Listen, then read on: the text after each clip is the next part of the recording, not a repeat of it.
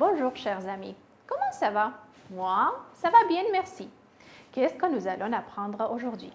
Aujourd'hui, nous allons apprendre le nouveau mot, nous allons avoir les nouveaux vocabulaires et regardons ensemble maintenant la précision de l'heure. Սովորելու նաև օրվա ժամային գրաֆիկը։ Ժամերը հիշելու համար առաջարկում եմ, որպեսզի դիտես 4-րդ դասարանում տեղադրված ժամերի տեսադասը։ Կարծում եմ պետք կգա քեզ։ Le matin, ինչպես գիտես, le matin նշանակում է առավոտ։ Le matin, 5h, 6h, 9h, il est 7h du matin։ Երբ որ ասում ենք il est 7h du matin-ը շեշտելով, ցույց ենք տալիս, որ առավոտվա 7-ն է։ À 7h du matin, Julie se réveille։ Առավոտվա ժամը 7-ին Julie-ն արթնանում է։ Pour midi, regardons ensemble կեսօրի համար ինչ ենք օգտագործում։ Il est 12h, 12-ն է։ Il est midi, à midi, Julie déjeune։ Կեսօր է։ Կեսօրին Julie-ն ճաշում է։ L'après-midi, կեսօրից հետո, il est 2h de l'après-midi. À 2h de l'après-midi, Julie est à l'école. Ժամը 2-ն է։ 2-ին Julie-ն դպրոցում է։ Le soir, ինչպես գիտես, le soir նշանակում է երեկո։ Եվ այս ցուցատախտակը ուսումնասիրելով կարող ես արդեն հասկանալ, թե ինչպես պետք է օգտագործես երեկոյի համար նախատեսված ժամերը։ Il est 8h du soir. À 8h du soir, Julie dîne. Երբ որ շեշտում ենք soir-ը, դրանով արդեն ավելի կոնկրետացնում ենք օրվա որ ժամի մասին ենք խոսում՝ երեկոյի, առավոտվա։ Կեսգիշեր ֆրանսերեն ինչպես ենք ասում? Minuit. Voilà, il est minuit. À minuit, Julie dort. Et toi, tu dors à minuit? J'espère que oui.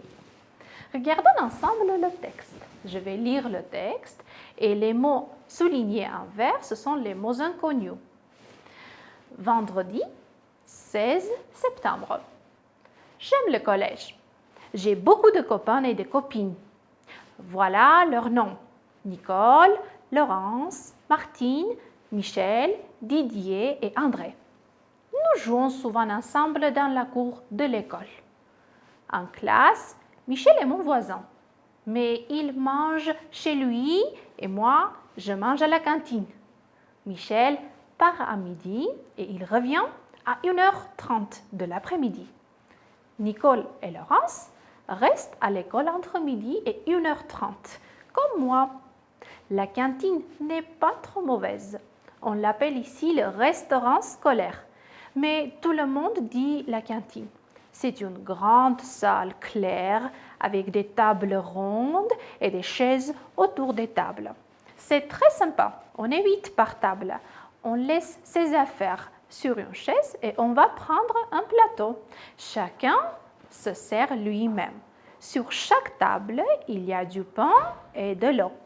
Moi, je n'aime pas tellement le poisson, mais j'aime bien la viande et j'adore le dessert. Les fruits, la crème au chocolat et les gâteaux. Ահա սիրելի աշակերտներ, սա տեքստն էր, որը անհրաժեշտ է ուսումնասիրել եւ դուրս գրել բոլոր ժամ արտահայտող նախադասությունները։ Իսկ կանաչով նշված բառերը դրանք այն բառերն են, որոնք ենթադրում են, որ չգիտես, բայց ենթադրում եմ։ Առաջարկում եմ, որպեսզի կատարես այս վարժությունը։ Առաջին սյունակում ունենք ֆրանսերենով գրված բառերը, երկրորդում ունենք հայերենով գրված բառերը։ Անհրաժեշտ է, որպեսզի դու մտածես եւ գլխի ընկնես, թե ֆրանսերենում ինչպես են ասում la cour, գտնես եւ համապատասխան գրես։ Մեկի դիմաց A, երկրորդի դիմաց գուցե D։ Իսկ հիմա համեմատիր։ Կարծում եմ, որ դու ճիշտ ես կատարել վարժությունը։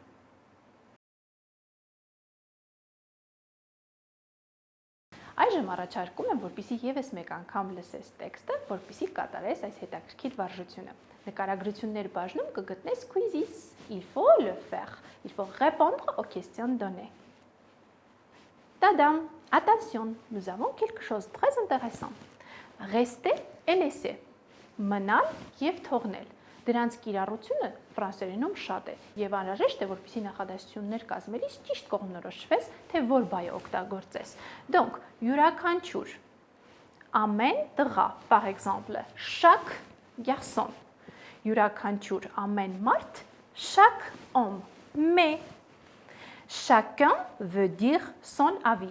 Յուրաքանչյուրն ուզում է ասել իր կարծիքը։ Որպեսզի ավելի լավ կարողանաս հասկանալ սրանց կիրառումը, առաջարկում եմ, որպեսզի նկարագրություններ բաժնում դրված գրքի հղումով մտնես եւ կատարես Page 46, exercice numéro 5 et 6։ Ահա սիրելի աշակերտներ, այսօրվա համար նախատեսել էի այսքանը։ Կարծում եմ տեքստը եւ բառապաշարը սովորելուց հետո կկարողանաս նկարագրել քո առօրյան։ Au revoir et bonne chance։